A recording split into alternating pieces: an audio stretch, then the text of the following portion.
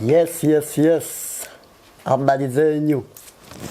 Alpha Erickson, back again to you.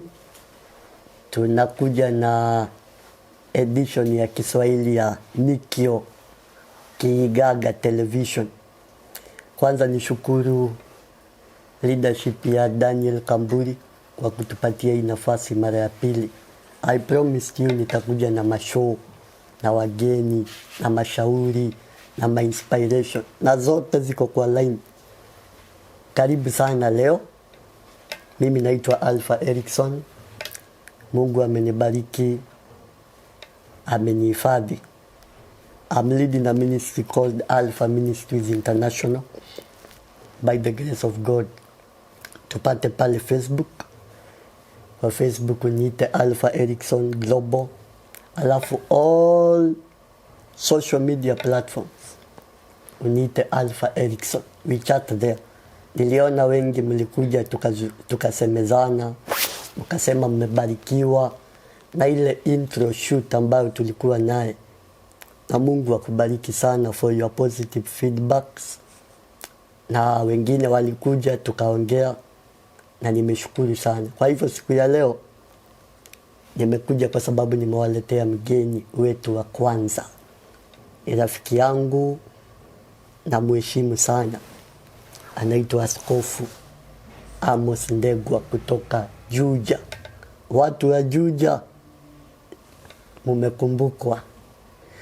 Kwa hivyo ukiona hii video tafadhali, kama haujafanya subscription yako, you press the subscribe button. Nikiwa hapa sijui iko pande gani, sijui ni huku ama ni huku. But wherever side, sababu simu ni yako. Finya button ya subscribe, finya hiyo notification. Tuliagana ya kwamba tu are better than one. Tuko hapa kwa ajili yako. Na leo utasoma mambo mengi sana. Sababu leo tuko na askofu na kuna hekima nyingi itatoka kwake. Kisha share this broadcast, kwa sababu pia tunafikia wale ambao hawawezi kusikiza Greek ya watu wa Central Kenya. Kwa hivyo karibu sana mgeni wetu. Asante sana. Tafadhali tuambie majina. Asante. Introduce yourself. Asante sana. Kwa majina yangu mimi naitwa Bishop Amos Ndegwa Bushiri. Nimetoka kule Juja, Sub County. Huko ndiko tuko na kanisa letu la Information of Christ Church.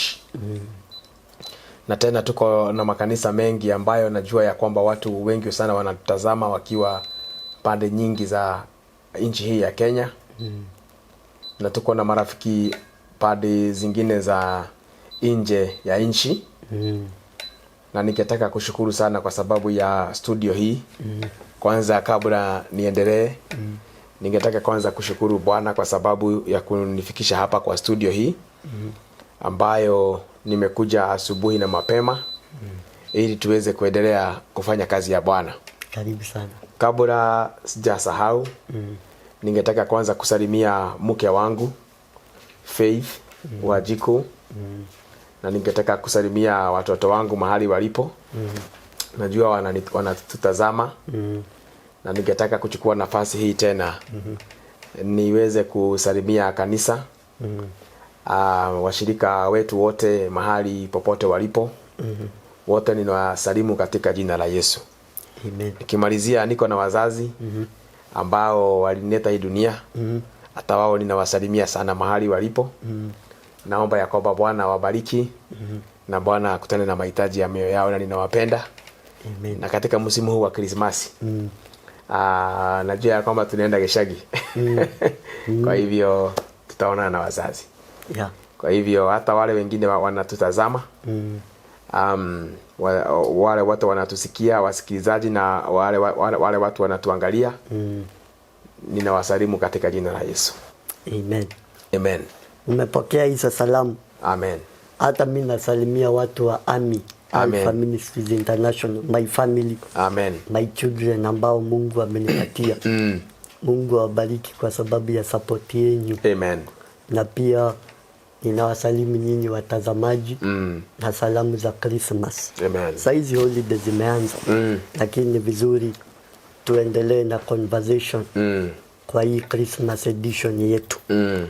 Kwa hivyo kabla tuingie kwa kitu Mungu ameweka ndani ya moyo wako, nimeona uko na mipango za kubariki wale watu wako na mahitaji msimu huu. Pengine unaweza kutuelezea? Ndio pia kuna yule atatazama na ataguzwa kwa sababu pia tarehe zile ziko mbele. Juu naona kuna schedule ya leo afternoon. Na kuna ingine iko pale mbele yetu. Sasa for the sake of that one ile iko mbele, ni vizuri tu engage watazamaji wetu. Tueleze. Kwanza kabla niende kwa hayo maneno, ningetaka kwanza kushukuru sana kwa sababu Mungu amenipatia mzigo wa single mothers na all the singles, wakiwa vijana wasichana na wakiwa vijana wavulana. Na huo mzigo ndio nimeweza kwenda katika boma mingi sana. Na nimeona ya kwamba hizi doa na zinafujika. Na kwa hivyo tuko na many singles. Wakati nilikuwa ninasunguka, nikaona ya kwamba most of the singles wamekaliwa na mambo sana. Na wamekaliwa na mambo mengi sana. Wengi wanalia machozi na hawana mtu wa kushika mkono ili waweze kusonga. Kwa hivyo mimi nikakuja na mpango wa kusaidia singles. Ninawasaidia singles na mawazo, ideas, na tena ninawasaidia na connection. Na connection. Kama sasa tuseme sasa wewe mtumishi wa Bwana unataka kuoa na pengine unaona ni kama ya kwamba haujui utaoa nani, uko into that dilemma. Venye huwa ninafanya nina connect.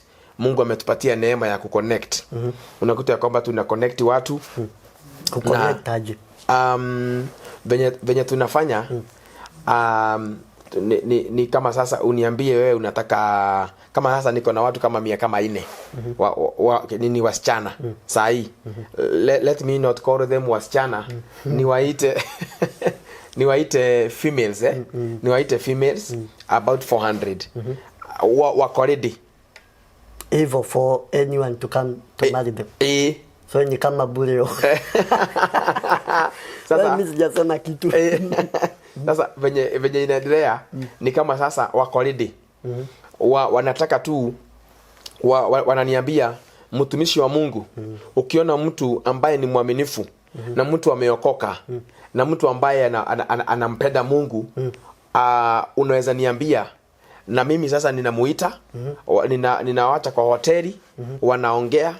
Na kama huu mwaka niko na watu kama 11, watu 11 ambao nimeconnect na wakaoana, wameoana.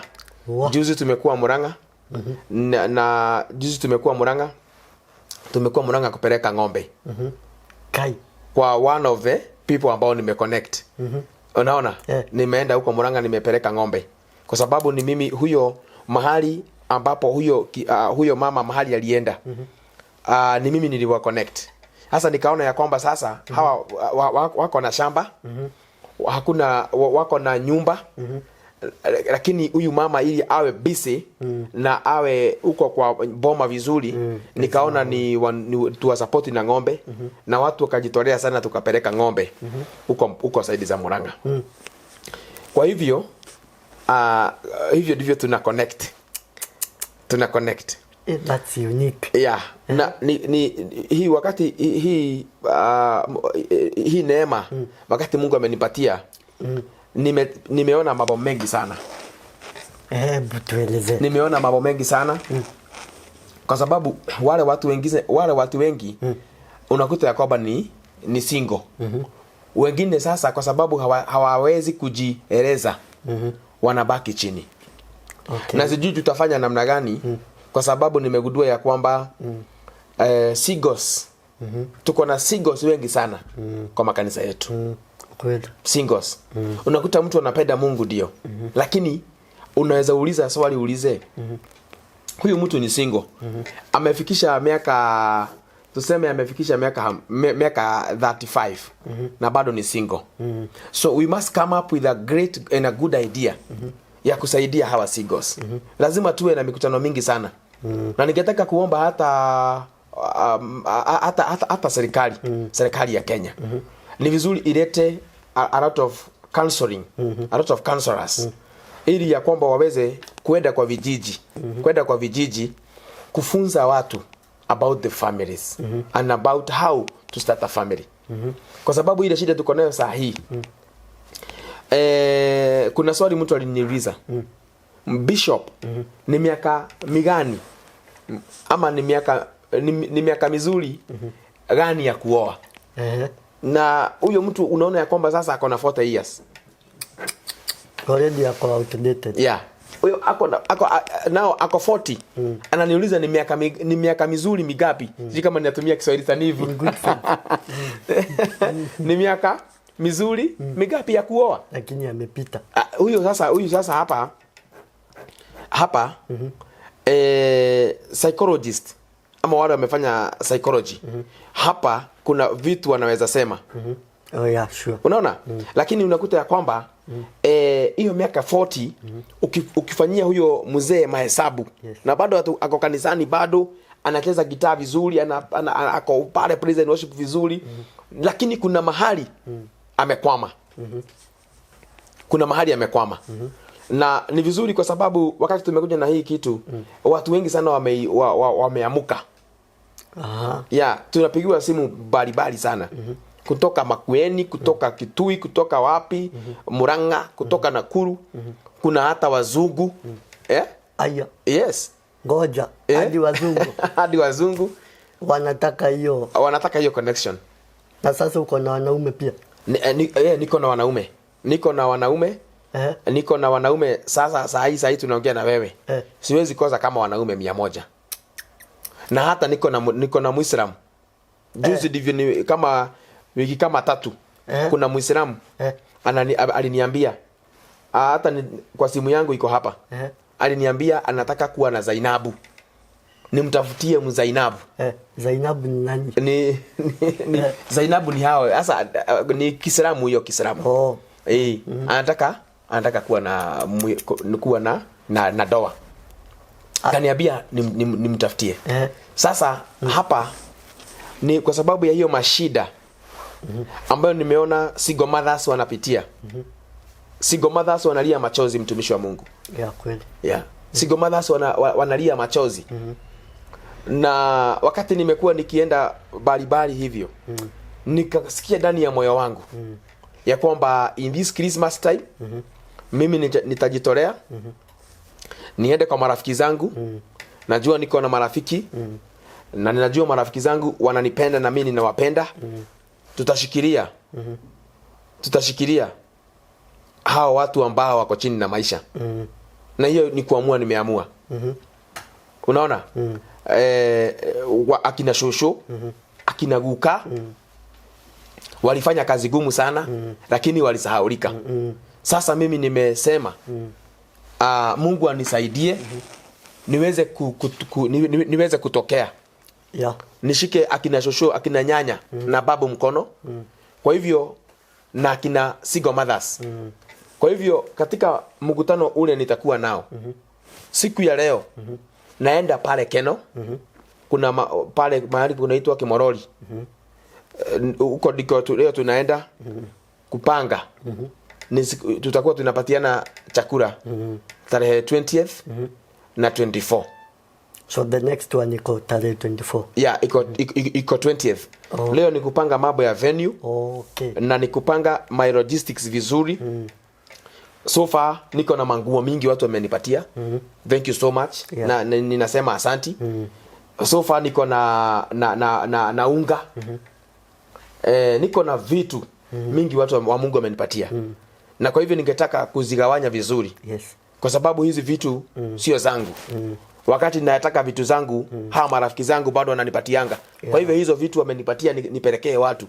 Nipelekea kina shosho, nipelekea kina guka. Sure. Na nipelekee wale single mothers.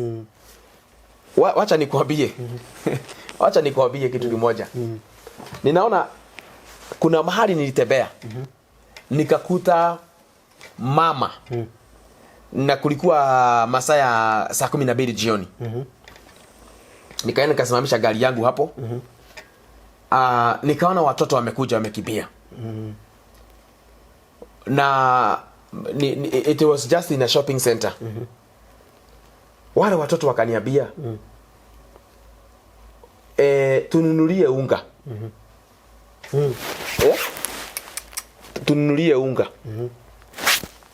Nikasikia hiyo kitu imenigonga sana. Ni saa 12 na hawa watoto hawaombi sweetie.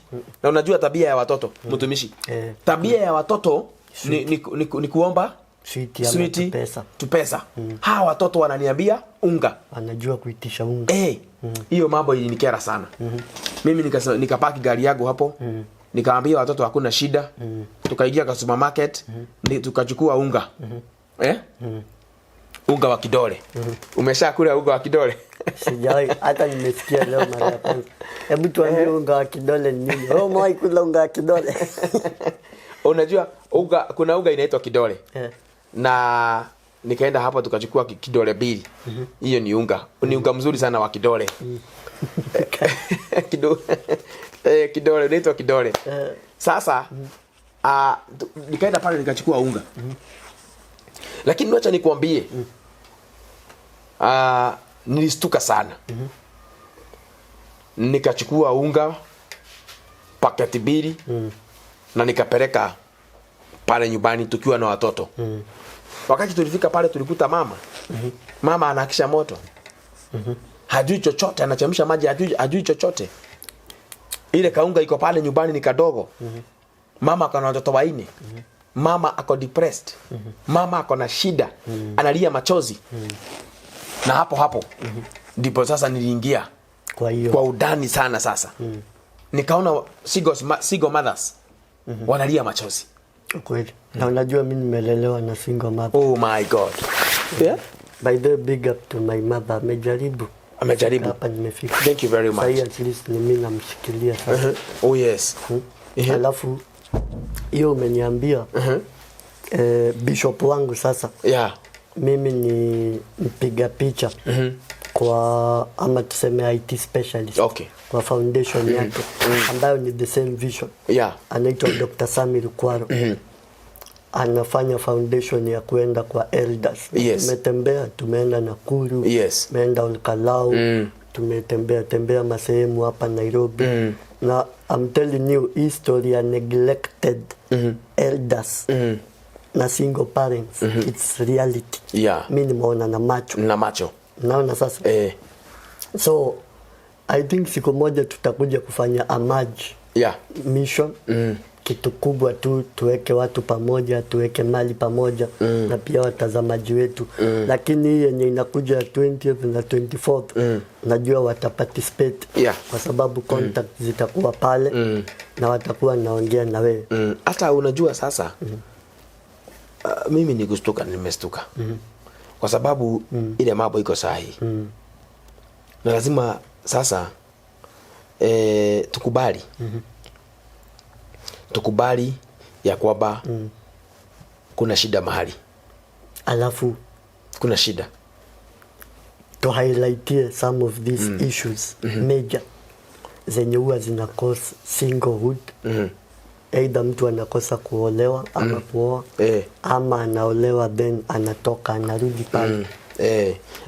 Nimejaribu sana sababu kuna mama ambaye alikuwa anataka nimconnect na tukaongea na yeye.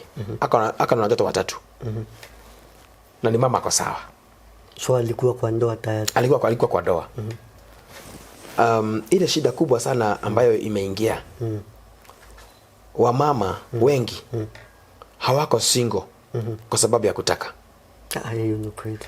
Wako katika singlehood kwa sababu ya kufanyiwa madharau. Yeah. Kuna yule mama ambaye ni very innocent. Na ukiangalia wale wa mama wengi single, kuna watu singles in different categories. Kuna mtu anakuwa single kwa sababu ya mume wake amekufa. Yeah, kweli. Ni kichwa gumu. Hata mama, hata kuna singles wenye ni vichwa gumu. Yeah, like that. Kweli tu. Unajua ni vizuri kuongea ukweli. Sababu sasa kuna mama ambaye yeye ni kichwa ngumu tu, hawezi abiwa kitu. So anabaki ya kwamba alioleka akapatiwa watoto lakini akawa kichwa ngumu. Sasa ikafanya nini? Ikakataa. Haya, kuna mtu mwingine ambaye kwao nyumbani. Sasa hiyo ni roho ambayo sasa imetoka Bali sana. Sasa spiritually. Yeah, spiritually sasa. Ambayo imetoka Bali. Unakuta kwamba mtu sasa amekuwa single kwa sababu mama yake hakuwa na bwana ama baba yake alimlea peke yake. So anaona hiyo maisha ikiwa rahisi sana kwake.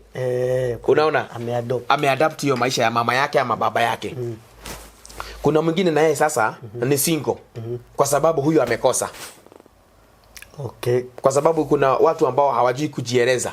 Yeah, hiyo na. Yeah. Kuna mtu kwanza mimi ni shy. Yes, kuna mtu ambaye saa hii hawezi ambia a girl you look nice. Kuna mtu hawezi mwambia uko na figa mzuri, can you those sweet talkings. Alafu kwanza hapo ni nini inafanyanga mtu anakuwa na shyness? Cause ni vizuri kuaddress hizi vitu. Yes. Ndio hata wenye wanatusikiza mtu anaweza look back ajielewe. Cause mimi I can say my experience. Yeah. Okay, mimi niko na mtu by the way. Thank you very much. Everywhere I go I normally say so. Yeah. Lakini jina ndio sisemi sana. Yeah. But niko na mtu. Yeah. Na anajulikana na watu kadhaa, marafiki zangu. Okay. But mimi kuenda kuapproach huyo msichana it took some time.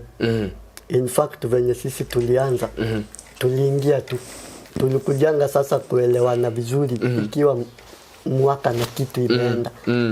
Naona but sasa unajua mimi ndio mtoto kwetu. Okay. Hakuna sister, so mimi sikuwa najua umezaliwa peke yako sasa. Sijui kulilete na wasichana. Primary nilienda nikapelekwa boarding kujitegemea. Secondary boys school kutoka form 1 mpaka form 4. Mimi sikuwa mrui, ati nilienda nikaenda meet sama. Haya, na ujue hivyo nimelelewa nikiwa secondary, sikuwa na ile ujinga ya kuhanya wasichana wenyewe shule. Juu hata sijui. Okay, kuna ile kuogopa Mungu na pia kuna ile kutojua in case kichwa ngumu ikuje. Sijui vile nitafanya. Unajua kile ambacho kile kitu kinafanyika. Kuna ile kitu inaitwa childhood. Yeah. Ukiuliza watu wengi walikuwa na maono. Hakuna mtu ambaye hakuwa na maono. Yeah. Kila mtu alikuwa na maono yake. Na unakuta kwamba kuna mtu ambaye alikuwa na maono. Hata ukiuliza mtoto mchanga, mtoto mdogo alikuwa na maono. Alikuwa anasema ya kwamba sasa mimi nikiwa mkubwa I would like to be. Hata najua wakati tulikuwa tunasoma. Tulikuwa tunaulizwa na mwalimu wetu wa Kiingereza. Yeah, what do you want to be in the future? You do like to be when you grow up.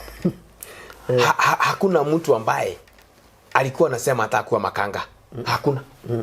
Kila mtu ambaye ako shule ako wapi alikuwa anatamani sasa alikuwa na maono. Na alikuwa anasema when I grew up I would like to be a doctor. I would like to be a pilot. I would like to be an engineer. Lakini hapa katika barabarani hapa kuna mashida mingi sana na kujanga. Na unakuta ya kwamba hata sasa tunaongea na wewe. Sasa kuna watu wanatutazama. Wengine hata wanalia machozi sasa kwa nyumba. Na kuna mambo mengi sana inasababisha mtu aanze vizuri amalizie vibaya. Kwa sababu sasa wakati mtu anaruka from childhood. Yeah. From childhood anaenda to adulthood. Hapo ndipo mtu huwa anapotelea. Haja enjoy. Yes.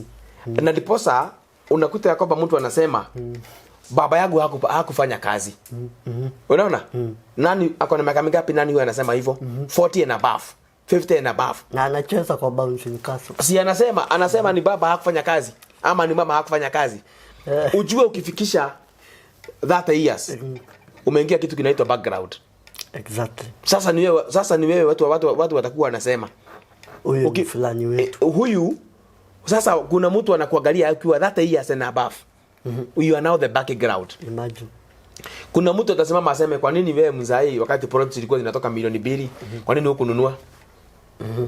Kwa sababu sasa unaweza ona ni kama unakaa vibaya kwa sababu ya wazazi wako. Sasa acha nikwambie. Ile shida kubwa sana nimeona. Ni hii from childhood kuingia adult. Hapa kuna shida. Yeah. Kwa sababu kusai tunaongea. Kuna mtu ambaye ni single. Na kana katoto kamoja. Na alikufa moyo kabisa. Unaona? I thank God mwaka huu kuna mtu ambaye ameolewa. Ambaye Mungu ameleta connection na kana watoto wanne. Wonderful. Yeah, huyo mmoja alimaliza form 4 kama huyo sasa ameoa. Kama sasa huyo ameolewa sasa. Hawa wengine sasa ni wadogo. Na sasa hata venye sofa nikiangalia bado wanaendelea vizuri. Hii shida iko hapa from childhood to adulthood. Lazima tuangalie hiyo jambo vizuri. So wazazi wa take caution vile wana. Nakwambia hii. Hii inatoa kabisa for free. Watu wengi ambao tuko nao saa hii ambao ni singles wameingia ndani sana ya masturbation. Correct. Yes. Na watu wengi zaidi tunaongea nao they are single wameingia katika masturbation. Kwa sababu sasa unakuta mtu ako na miaka tuseme sasa mahali ambapo angezungumzia msichana. Kwenda kumuuliza.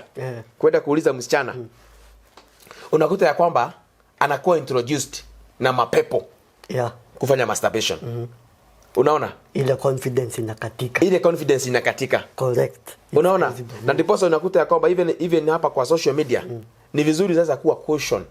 Very inaitwa cautious. Yes, cautious. So mtu akinyonga na 100 confidence imeisha nakwambia. Kwa watazamaji tafadhali acha kunyonga na 100. Ukinyonga na 100 imeisha hivyo. Imeisha. Confidence hata usilaumu shetani kwanza. Hiyo na ujue nakwambia hivyo. For free. Najua watu wananitazama saa hii kutoka Bali. Watu wengi ambao wako single wameingia katika mzimu wa masturbation. Na hii roho ni roho ambayo inatupiwa mtu private na shetani. Na hii spirit ya masturbation. Hii roho ya masturbation imeshika mpaka familia, my friend. Yes. So people normally come to confess to you that pasi mimi nimekuwa kwa masturbation. Right now, tukienda offline. Uniambie kwa ile simu yangu. To my gadgets. Nikuonyeshe. Even me I did with such cases. Yes, nikuonyeshe na hii nakuonyesha. Mtu ambaye mimi nitakuonyesha. Kuna wengine wametuma na kuna wengine tu nimechukua tu video tu hivyo tu. Yeah. I'm stating that before the Lord God Almighty. Masturbation. Haogopi kutumia bishop. Haogopi iziko hapa. Iziko hapa. Kwa sababu hii roho lazima tukuje sasa tukubaliane. Tukubaliane vizuri sana. Tukubaliane. Tutafanya namna gani na kupiga hii mapepo ya singlehood? Kwa sababu the Bible says Mungu aliumba watu wangapi? Mungu aliumba watu wawili. Man and woman. Oh yes. Aliumba man and woman. Kwa hivyo hapa lazima kuwe na shida. Lazima kuwe na mapepo ambayo huwa inafuata mtu mpaka mtu anaachwa peke yake. Nikuulize swali. Nani huyo? Wewe ulipata mtoto peke yako? Ulipata mtoto mkiwa wangapi? Wawili. Yes. Na wakati mlikuwa mnapata mtoto mlikuwa mnaitana my dear, my darling, my sweetheart. Hiyo majina mzuri. Yes. So one of the challenges zenye umesema zina affect watu single ama zina contribute singlehood. Ni masturbation. Ni masturbation. Hii masturbation nataka to take some little time. Tuiangazie vizuri. Ndio tusaidie wale ambao ni addicts. Na wale ambao ni captives wa hiyo. So tell us, what is all this about masturbation? Masturbation huwa inaanza aje by the way? Venye masturbation huwa inaanza sijui venye tutafanya, lakini masturbation imesubua sana watu. Na wakati tulikuwa offline wewe nimekuonyesha mambo mengi sana kwa simu yangu. Yes. Na umeona watu wengi sana wamesema, wananiambia I'm single kwa sababu mimi nafanya masturbation. I'm single kwa sababu mimi naonanga hakuna haja ya kuolewa na hakuna haja ya kuoa. Wacha tu niendelee kufanya nini? Masturbation. Na through my retro research, nimegundua ya kwamba hii ni shida kubwa. Yeah. This is not a small problem. It is a very big problem. Ya masturbation. Kuna watu wanaenda na huko Saudi Arabia. Na watu wengine wanaenda Dubai. Na watu wengi wanaenda nje. Inaitwa Gulf. Yeah.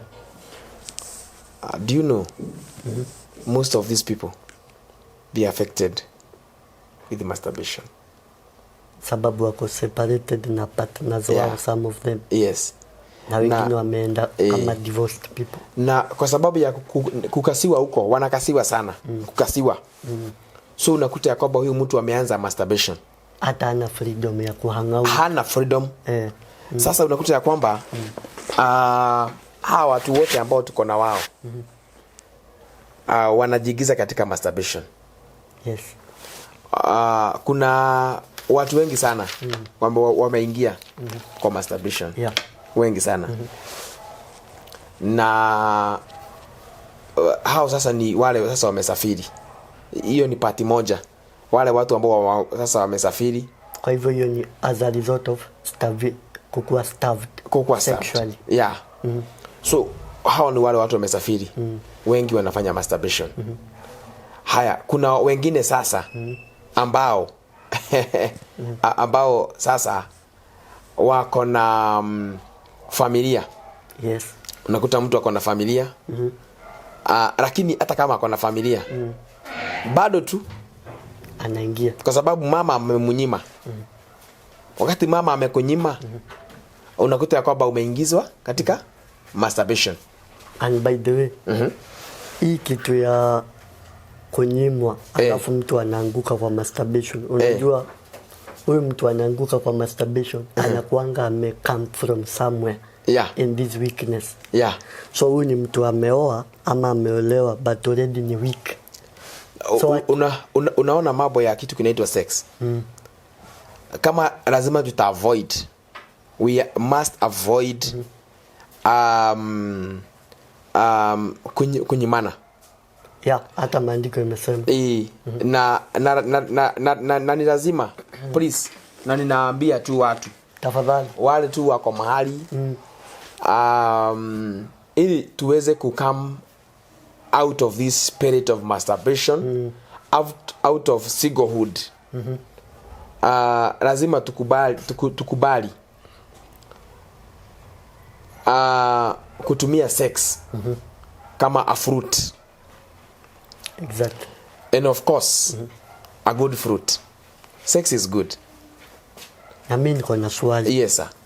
A very keen question ambao najua mtazamaji anaweza kuwa na. Let's say for example, sisemi niko hivyo, tafadhali watazamaji. Mfano. Let's say I'm an addict for masturbation. Yes. Then nimeoa. Yes.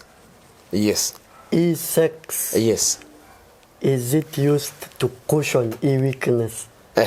can that sex address hii weakness ama siwezi pona kutokana can somebody heal from masturbation kwa sababu ya kufanya sex na yes kuna kupona from masturbation juu ya kupewa na mke wako. Sasa hapa kuna nataka tu through my research ya masturbation, through kusoma, through kugugu mambo mengi sana, na nimeweza kuongea mpaka na wale watu, nimekuonyesha messages pale. Nimegundua masturbation, wakati mtu anafanya masturbation mwili yake inakuanga very hardy. Na mwili yake inakuanga ya kwamba kama sasa tuseme ni wacha kwanza tuzungumze mambo ya wazee. Mzee amefanya masturbation. Wakati mzee amefanya masturbation, mwili yake inakuanga stiff kwa sababu ya unaweza pengine unatumia mkono. So already mwili yako inakuanga gumu. Haikuwa ile haikuwa nyepesi. Unanielewa? So hii mwili inakuwa stiff. Yeah. Juu ya pressure. Inakuwa sasa na ugumu sana. So wakati sasa unakuja unaingia sasa mwanamke. Wakati sasa unataka kumuingia, ujue utakuwa tu na ile tu na because of your mind. Stiffness. Because sex is from the mind. Sex is from the mind. Sasa unakuja hakuna kitu wewe unasikia. Hakuna kitu unasikia. Na ndipo sasa tunasema wale watu ambao wamefanya masturbation wajitokeze. Waongee ili waweze kupona. Kwa sababu hii masturbation ina affect brain. Watoto wengi they are affected. They are already damaged. Mawazo yao imekuwa damaged. So sex game inakuwa damaged to brain. Yes. Unakuta huyu mtu hata wakati sasa anaenda kwa mama, anaenda kumurukia hana ile preparation because hana, kwa sababu sasa sex it is from the mind to the action. Sasa unakuta ya kwamba huyu sasa anafanya masturbation, na ndipo sasa unasikia kwamba watu wanasema hakuna romance. Have you heard of it? Juwezi jiromance ama unaweza jiromance. You can, unajua sasa yule sasa anafanya masturbation. Yeye mwenyewe sasa anajiromance. Anajiromance na first of all anajiromance, anajisatisfy, yani mambo yote ni yeye. Na Mungu wetu hakutuumba hivyo, to understand. Mungu wetu alituumba tuwe na kitu kinaitwa family. Na hiyo ndio mimi kitu ambacho mimi Mungu ameniitia. Mungu ameniitia family. Lazima tuwe na family. Na ndipo naambia watu hii masturbation tunaikataa katika jina la Yesu Kristo. Amen. Mungu hakukuumba ufanye masturbation, yani ujiromance. Yani unajida ugethadha yoguo no. Gaya akobire ukonaga dada ukamunyita ukamuhagi ukamufeel agakoromance na yokamoromance mukaromansana mke wako maisha inasonga. Yule mwenye ni mke wako. Yes. So hii roho ya masturbation nikienda kumalizia tunaikemea. Amen. Na kama nabii wa Mungu na nimesimama hapa kwa hii mitambo ya nikio keigaga tunakemea roho ya masturbation in Jesus. Yes, na lazima tuikemee kwa sababu haiwezekani watoto wetu tuliwazaa watuzae wanapata katoto kamoja alafu wakipata katoto kamoja wanajiigiza kwa masturbation. Hata wamama wamejiigiza kwa masturbation. Tuko na wamama wengi sana ambao wamejiigiza kwa masturbation. Na hii roho ya masturbation tukiwa kwa hii mitambo yani kio keigaga tunatangaza ishindwe katika jina la Yesu.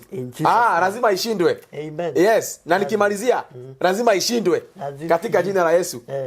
Hii roho ya masturbation imeoga mpaka wazee kabisa. Unakuta mzee hataki mama. Naye mama ako na nyumba mzuri, amejenga nyumba, hataki mzee. Unakuta kasichana kama miaka 30 kama msichana wa miaka 20 something anasema mimi siwezi olewa. Anaita hata anaita wanaume mbwa. Hizo ni gui. Hizo imagine hataki kuoa, hataki kasichana karembo, my friend. Kasichana karembo, kamejiweka vizuri, kakona vizuri, vizuri. Na hako kasichana, bado kanafanya masturbation. Ukiambia, Waithera, kwa nini hutaki kuolewa Mary? Kana kuambia vizuri sana, mimi ndiko da goma. Ama mimi sitaki ushetani, sitaki mapepo, sitaki ndiko da gui. Au anaita sasa msichana, anaita wasichana, anaita wazee gui. Kwa nini? Kwa sababu ya masturbation. Naye mzee, unakuta mzee anasema ya kwamba mimi sitaki kusikia mambo ya wanaume, ya wanawake. Kwa nini? Kwa sababu ya ile mambo iko sahihi. Sasa Bishop. Yes sir. Tupatie namba yako juu ya kitu kama hii. Yes. Juu watu watakuuliza maswali. Yes. Na watu watataka ku reach out. Asante. So that I wind up this session. Yes. For the glory of God. Amen. Give us your number. Asante sana. Namba yangu ni 0727 091 250. Hiyo ndio namba yangu 0727 091 250. Tunakuanga kule Juja. Na kama umelemewa kabisa na spirit of masturbation, kama umelemewa kabisa na mambo ya familia, kama umelemewa kabisa na mambo wewe umekuwa sigo kwa wakati, tafadhali nipigie hiyo simu. Nipigie hiyo simu. Asante. Tuweze kuongea. Asante. Kwa hivyo mtazamaji, tunashukuru kwa sababu umetusikiza. Tunarudi tena kuendelea na topic kama hii. Reach me on 0798881261. Mungu akubariki. Tuonane tena. Hihi niwe ati kuigithia na ng'undu noguo uigithia rutagwithagia thogora. Boma Epic Homes tuna project njeru kuria mwena wa Nanyuki iria retwo Nanyuki Epic Garden. Ni ndagika 30 tu kuma Nanyuki town handu etagwo Segera, kuria tuna broti cia 50 by 100 iria twaga kwendia thogora wa ciringi 195 mbeca baribari, na woka waigithia 60,000 icio ingi tugakuhe mweke wa mieri ingi 6 urikie kuriha. Kundu guku kwina mai na thitima ne teri munoru, na kwina mathibitari, macukuru ona ningi wabici cia thirikari kana cio tungata wa muingi. Tucera wabici-ini citu kuria Shime Court, Sheikh Karume Road, room number 303, ngorofa ya gatatu, kana tuhure thimu namba 0720 699 701 0720 699 701. Boma Epic Homes, we bank on soil.